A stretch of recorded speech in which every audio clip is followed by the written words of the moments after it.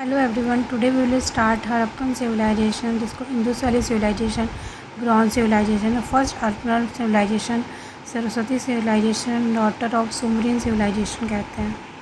इसी को हम लोग हड़प्पा सभ्यता, कांस्य सभ्यता, प्रथम नगरीय सभ्यता, सरस्वती सभ्यता, सुमरिन सभ्यता की बेटी, introduction to Indus valley civilisation, river valley civilisation. First Indus valley civilisation की हड़प्पा के साइट में पाई गई थी, हड़प्पा एरिया में, इसीलिए इसको हड़प्पन सिविलाइजेशन भी कहते हैं।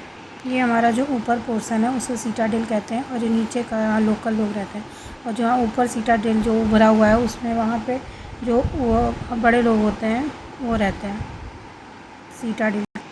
इसमें जो है कुछ इंडस वैली सिविलाइजेशन की साइट है। पहली है Indus valley civilisation. Indus valley civilisation की हड़प्पा 1921 में रावी नदी पे दयाराम साहनी ने पाकिस्तान में ढूंढी थी। और दूसरी है मोहनजोदड़ो में 1922 में सिंधु में राखाल दास बनर्जी द्वारा पाकिस्तान में ढूंढी गई थी। तीसरी है चूहूदड़ो जो कि 1934 में सिंधु में मजूमदार ने पाकिस्तान में ढूंढी थी। नेक्स्ट है हमारा धोलावीरा जो है 1967 में लूनी नदी के किनारे RS बिष्ट ने JP जोशी ने गुजरात में ढूंढा था। नेक्स्ट हमारा लोथल गुजरात में 1954 में SR राव भोगाना ने ढूंढा था।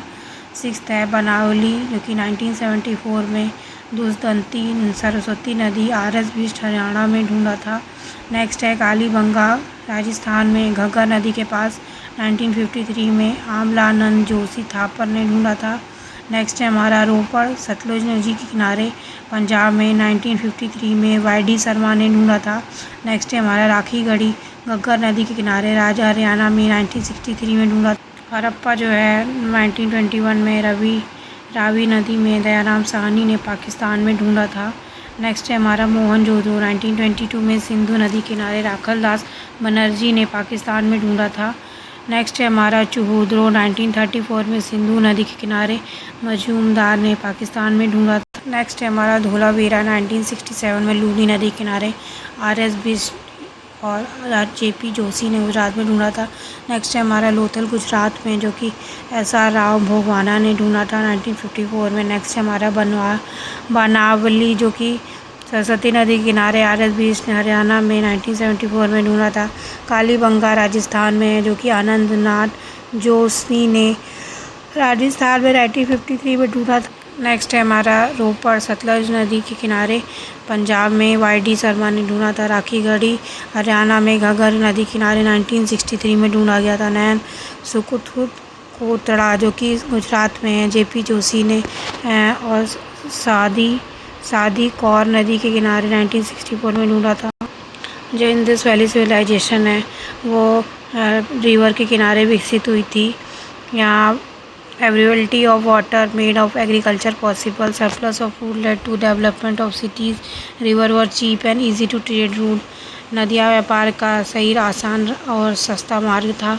अधिक अन्न उत्पादन में नगरों का विकास हुआ।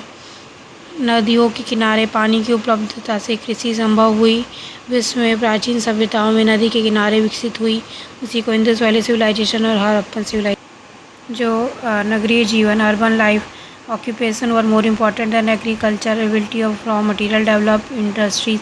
नगरों में कृषि की अपेक्षा व्यवसाय ऑक्यूपेशन को अधिक महत्व मिला। कच्चे माल की उपलब्धता से उद्योगों का विकास हुआ। हड़प्पन सिविलाइजेशन जो कि हड़प्पन सिविलाइजेशन 2500 BCE से 1500 BCE तक हुई, उसे हड़प्पन सिविलाइजेशन कहते हैं, before Christ. Harappan civilisation Harappa जो है 1924 में खोज की गई डिस्कवरी। हड़प्पा की खोज 1921 में की गई। लोकेशन पंजाब। हड़प्पा जो है पंजाब में है जो कि पाकिस्तान में है। अब मोहनजोदड़ो सिंध नदी के पास है। मोहनजोदड़ो का मतलब होता है माउंट ऑफ डेथ, यानी मृतकों का टीला। वहाँ पे बहुत सारी लाशें मिली थी इसलिए उसे माउंट ऑफ डेथ कहते हैं मोहनजोदड़ो को। उसको इंडस वैली सिविलाइजेशन भी कहते हैं। इसे हड़प्पा सिविलाइजेशन इसलिए कहते हैं क्योंकि हड़प्पा ही पहली साइट है इंडस वैली सिविलाइजेशन की जो खोजी गई थी, इसलिए इसका हड़प्पन सिविलाइजेशन भी नाम रखा। वहाँ की जो सिटीज़ थी वो well planned, road was straight and intersecting, proper drainage system existed, हाउंड drain connected to the main drain, शहरी व्यवस्था वेल प्लान्ड थी। वहाँ से सड़कें सीधी और एक दूसरे को काटती थी और पक्की नालियाँ बनी हुई थी। हर घर में नाली का मुख्य नाली से जुड़ी हुई थी। House were made up of burn bricks. Double storey houses existed, different houses for rich and poor. हर घर पक्की ईंटों से बर्न्ड ब्रिक से बने थे। 2 मंजिला मकान भी पाए गए। अमीर और गरीब वो दोनों में अलग अलग घर में रहे। वहाँ पे ग्रेनरीज भी थी। बड़े बड़े large granaries found used for storing grain. बड़े बड़े गोदाम मिले जहाँ पे अनाज संग्रह किया करके रखा जाता था। जो ग्रेट बाथ है, महान स्नानागृह, जो कि great bath found in Mohenjodaro showed importance of cleanness. Mohenjodaro में एक विशाल स्नानागृह मिला है जो कि स्वच्छता और सफाई का प्रमाण देता है। एक ब्रॉन्ज की मूर्ति भी मोहनजोदड़ो से पाई गई। ये वाली ब्रॉन्ज की मूर्ति मोहनजोदड़ो से पाई। नॉलेज ऑफ मेटल्स, धातु का ज्ञान। People of Indus valley use bronze and copper. Axes mirror, saws, combs, razors और made up of copper and bronze. Bronze जो है कॉपर और टिन से मिलकर बना होता है। They knew for mining, melting and tool making.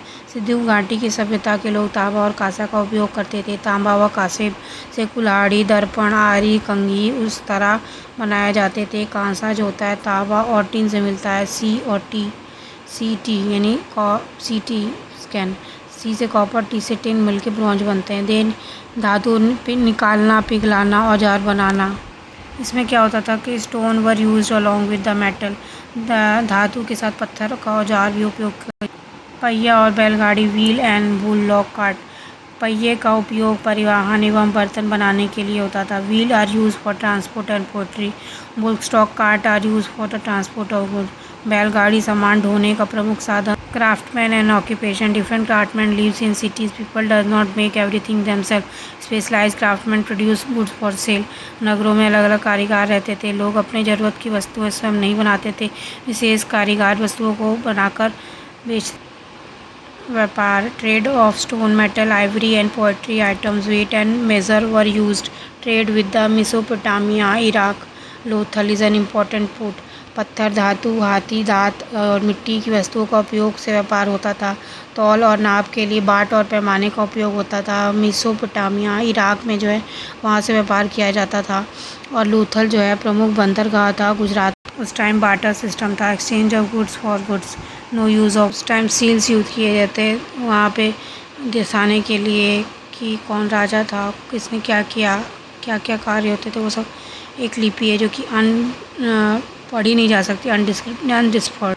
जो इंडस वैली की still undisturbed, hence is called proto historic period. सिंधु घाटी अभी तक नहीं पढ़ी जा सकी है, इस कारण से इसे ऐतिहासिक काल प्रोटो हिस्टोरिक एज कहा जाता है।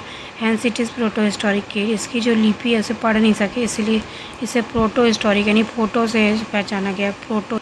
Decline of civil Indus valley civilisation, शहरों का समाप्त होना। Disappearance of cities in this cities flourished about 1000 years, for about 1000 साल तक विकसित रही थी। Later the cities were destroyed and buried.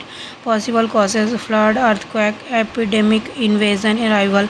Sindhu घाटी की सभ्यता लगभग 1000 वर्षों तक विकसित रहे, फिर उसके बाद नगर नष्ट होकर मिट्टी में दब गए। संभावित कारण बाढ़, भूकंप, महामारी, आक्रमण, आर्यों का आगमन। Absence of cities, after decline of Sindhus valley civilisation, cities were not develop for many centuries.